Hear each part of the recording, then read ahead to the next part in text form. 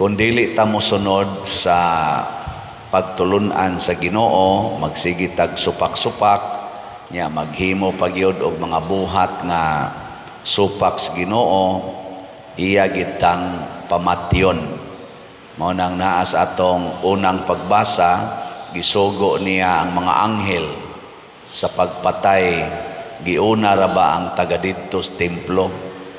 Kisa man tong tuas templo, mga pari, mga lictors, mga sakristan, mga lay minister, mo'y giunag pamatay didto sa templo. Ngilingay mong tupad, ing di ka patyonon, ingay mong tupad ba, di ka patyonon sa Ginoo.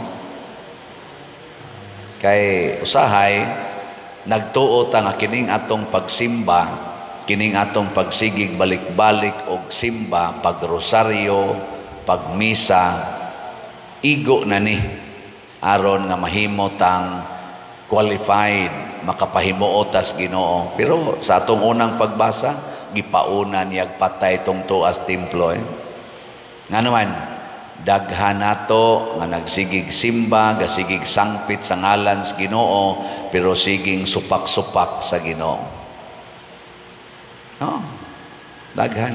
Libakira lang yapon, bakakon lang yapon, sige lang yapong bungol-bungol, di gyud mo antos para sa iyang isig katao, magsigig yung kasuko, sigig kasuko, mga saba ng mga anak, mangusi, manglatos, nya gikan simbahan.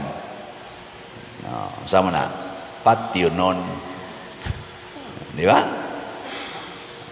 Nya, sa may buhaton, kita'y magpakamatay para sa atong isig katao. Muna'y tinuod nga bunga sa atong pagsigi untag simba. Magampo ta, pero ang atong iampo nga kita malig-on sa pagtuo nga makasunod ta ni Kristo nga maoy nagpakamatay para nato. Siya'y nagpalansang sa cross aron ta malikay sa pagkalansang sa cross. Ug mao nay kinabuhi sa mga santos. Ang mga santos sila'y mudawat sa mga pagantos aron nga mahilingkawas sa pagantos ang katilingban o ang ilang isig katao. Sige, laing lingi sa imong tupad ing na andam kong muantos para malipay ka. Ing na ko andam kong muantos aron malipay ka. Ingno de kasi imong tupad ayaw na paningil ha. Di na ka maningil. Mao bitaw ang mga sugo ni Hesus, pulos gyud makalipay sa atong isig katao. Tanawa ha, kung tamparoson ang imong pikas aping, unsawan? Patamparos lang pikas. Katong nanamparos nimo, lipay ka ito. Kaya magsige ra man siyang tamparos nimo. Matagbaw siyang tamparos ba? Pasaylua o kapituan, kapito ang nakasa. Di katong nakasa, lipay kay siya, kay imo man sigihag pasaylo. Makalipay gyud. Kung kamo magpahulam, ayaw na paningil og bayad, aporting lipayas ng huwam. Di ba? Ang sa pamailain, ibaligya ang tanan mong katigayunan o ang halin ihatag ngadtos mga kabos, askang lipayas mga kabos. Di ba? Sa pamailain, nasugo sa Ginoo. Ang saan?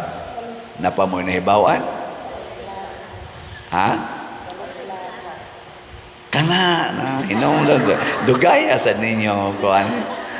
Pagpalit mog slat, hutdag palit, paskang lipayas pari, no? Pati lipaya yun. Ako lipay-lipay naman gani ko gamay. Atong tanawon ha, pila na atong slat karon.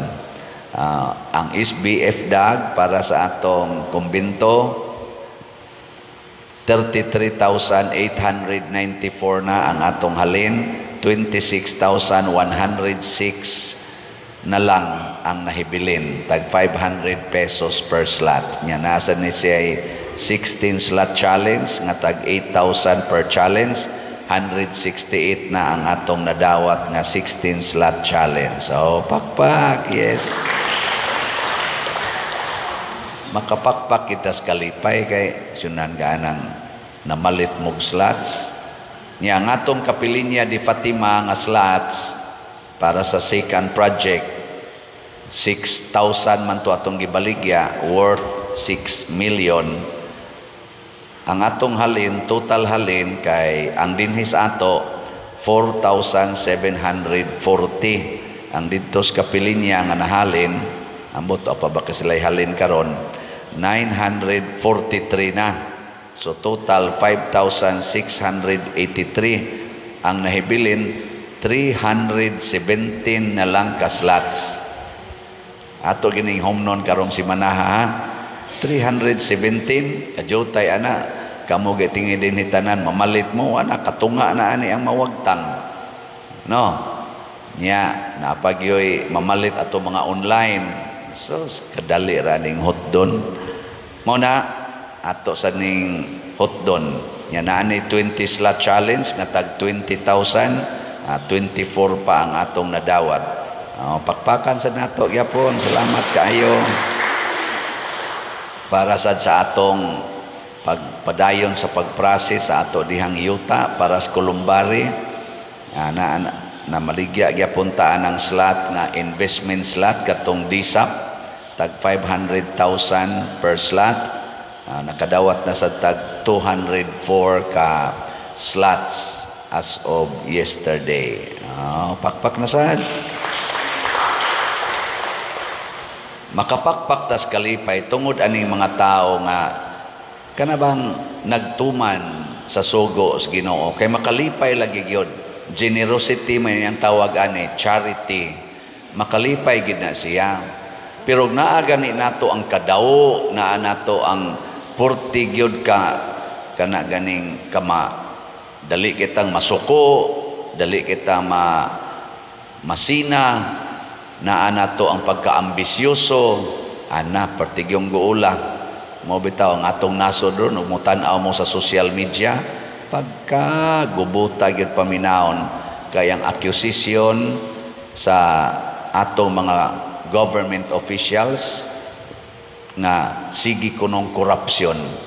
Di nun tanan naaman say mga buutan ana nila pero kusog kuno kayong korupsyon pasabot ang kaugalingon ra gyud sa government officials ang ilang gibusog samtang ang kadaghanang mga katawhan nagilaid sa kalisod o kanilang siging saka ang atong precious palitonon wa gyoy nahitabo nga kana ganing ni us-us ngano man kay ang atong mga government officials dagko kay mga ranggo apil na sa tingali ming mga pari wa mo paambit sa mga kwarta nga among gihuptan wa mo paambit wa ba mo share ba ana mo na kaning namalit na tog slots mao ni sila yung mga ehemplos mga tao nga kamaong mo paambit kaysa magsigil kita gunahuna tigom for myself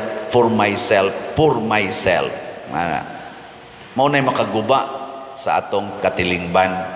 Mo na si Maximiliano Kolbe dili lang ang iyang gipaambit ang iyang abilidad ang iyang pagsigig gatukod man sa nisiyang mga hospitals o mga kanini ang eskwelahan o nagsigi ni siyang tabang batan-on ra kay ni siya 47 years old sa dihang namatay siya pero dagko kay siyang nabuhat og ang kinadak-an niyang nabuhat iyang gihatag ang iyang lawas aron patyon aron maluwas ang kadtong usa ka piniriso ba pasabot saman patyon on gyud pero iya pag yung gi-offer ang iyang lawas para patyon kinsa dinhing asawaha nga kon patyonon ang inyong bana niya moingon kinsay mo puli aron dili ni madayon og kamatay kinsang asawaha ang mupuli nga anda magpakamatay para sa bana ta sa kamot nga wa gyud Di gid mo maghuna-huna nga ang inyong bana, inyong pakamatyan aron mabuhi. Mingon ra gid mo, ala na siya dahil patay. Ala na. Din alang ko mangutanas mga bana, di mangi magpakamatay ang asawa. Sabot ng bana, kaya ang bana dugay naman ang nangandoy. Nosam ni matay ni buang. Ilisa na ni nato. Pero basin pa na ay mga bana, kaysa mga banaha din nga gustong magpakamatay para sa asawa ta sa kamot. Wagi ni Dir. Ay, sus. Klaro na mga naong ninyo.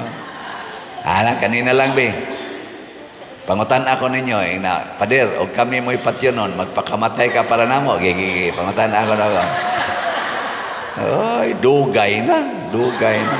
Sige, kung pakauwaw na rin baligya aning slat, di ba din ipagpakamatay? Gisaway na mga ikuan kaya sige lang kuno kog yaw-yaw, pero para nis kaayuhan sa atong parokya, kaayuhan sa archdiocese, pakamatay ta. Hurot na maganing akong stipend o panghatag nga. Wala na magani, ko'y ako gani. David tayo, wala ko magmahaya, pero dako kayong kalipay. Lahi jud ang atong kalipay, kanabitang magpakamatay ta. Kaya ang level manggod sa pagpakamatay, mga tulo ni siya ka-levels na ay emosyonal, na ay kanaganing spiritual, emosyonal, o kanini ang physical. Ang pagpakamatay nga spiritual, kanabang dili ta magbuhat og sala, di gid ta magpakasala. Mao na siya'y heroic, di jud ka magpakasala. Mao na ang mga santos, ang una nila spiritual level nga pagpakamatay, to take away all sins. Ako dili ko ana perfect, daghan pa kay kog sa lingay mong tupad. Ingna musta man ka wa kay sa angatan ako no. Ang sunod, emotional dying. Unsa man ang emotional dying?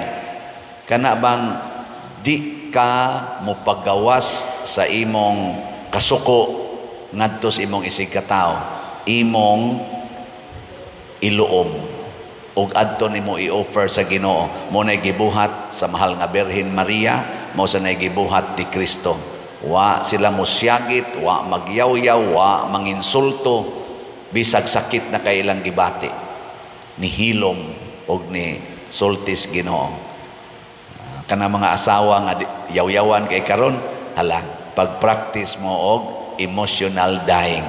Ayaw nagyog tingog, no? Ayaw sag kusmod, relax lang. Nindot kay na siya. Nya dayon ang physical. Unsa may physical dying? Ang pagpanghatag og material things. Kana bang material things nga atong gikinahanglan sa mas kwarta, pagkaon ug uban pa balay, ipanghatag na, i-share na siya. Nya ang sunod dayon kaning magpakamatay kita sa atong lawas, martyrdom. Mao na siya physical. Nya dita kahimo sa spiritual o sa emotional, maglisod ta paghatag sa physical dying for others. Muna, lisod kayo ang martyrdom para sa mga taong daghag sala. Pero sa mga taong jutay sala, dali ra kay na nilang martyrdom. Hinaut-on ta ato ning himuon kanunay kay mao ni ang gikinahanglan sa atong kalibutan karon. Matod pa diri sa atong tubag sa Salmo, ang himaya sa Ginoo labing taas kaysa kapanganuran.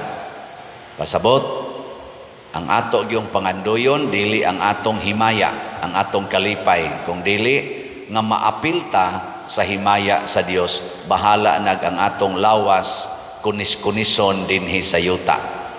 Nya ang kalipay nga tinud-anay tua didto sa himaya sa Dios, dili sa atong kaugalingon.